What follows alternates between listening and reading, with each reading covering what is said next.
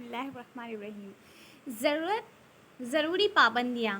بالغ عورتوں کو اپنے نجی معاملوں میں کافی آزادی دی گئی ہے، مگر اس کو اس حد تک آزادی نہیں دی گئی جس حد تک بالغ مرد کو دی گئی ہے۔ جیسے مرد اپنے اختیار سے جہاں چاہے جا سکتا ہے، لیکن عورت چاہے کنواری ہو یا شادی شدہ یا ودوا، ہر حال میں سفر میں اس کے ساتھ ایک محرم ضرور ہو۔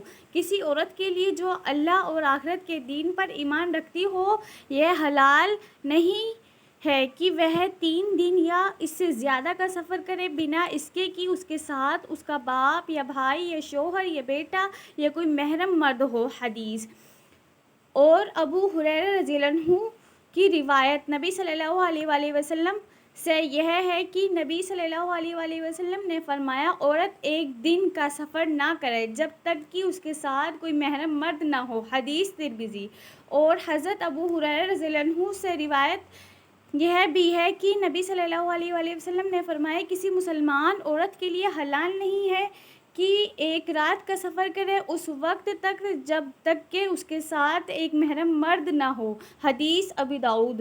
ان روایتوں میں سفر کی دوری نشچت کرنے میں جو متبھید ہے وہ اس بات کی دلیل ہے کہ اصل میں ایک دن یا 2 دن کا سوال اہمیت نہیں رکھتا، بلکہ اہمیت صرف ایک بات کی ہے کہ عورت کو اکیلے ادھر ادھر پھرنے کی ایسی آزادی نہ دی جائے جو نیتک برائی پھیلنے کی وجہ بن جائے۔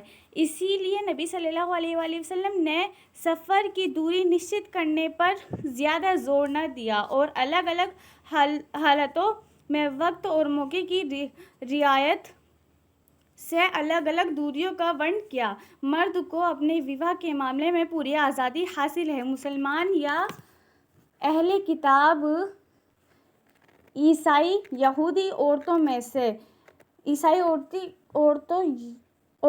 سے جس کے ساتھ وہ چاہے وواہ کر سکتی ہے، لیکن عورت اس معاملے میں بالکل آزاد نہیں ہے۔ وہ کسی غیر مسلم سے وواہ نہیں کر سکتی، نہ یہ ان کے لیے حلال ہے اور نہ وہ ان کے لیے حلال۔ قرآن۔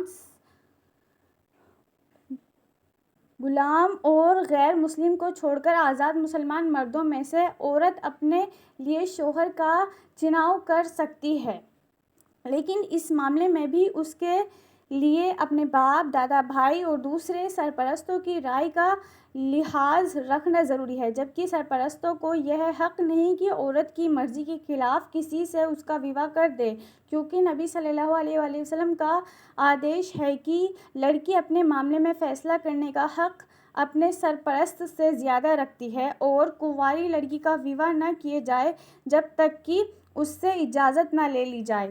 مگر عورت کے لیے یہ مناسب نہیں کہ اپنے خاندان کے ذمہ دار مردوں کی رائے کے خلاف جس کے ساتھ چاہے وواہ کر لے۔ اسی لیے قرآن مجید میں جہاں مرد کے وواہ کا ذکر آیا ہے، وہاں ناحق ينکحہ کا شبد استعمال ہوا ہے، جس کا مطلب خود وواہ کر لینا، جیسے وَلَا تَنکِحُوا الْمُشْرِکَاتِ، مشرک عورتوں سے وواہ نہ کرو۔ فَانکِحُوهُنَّ بِإِذْنِ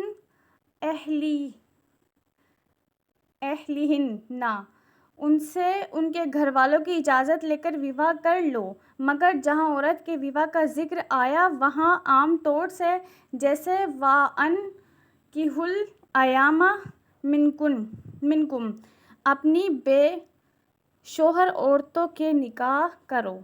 قرآن۔ وَلَا تُنکِحُوا الْمُشْرِکِینَ حَتَّىٰ یُؤْمِنُوا، اپنی عورتوں کے نکاح مشرک مردوں سے نہ کرو جب تک کہ وہ ایمان نہ لائیں۔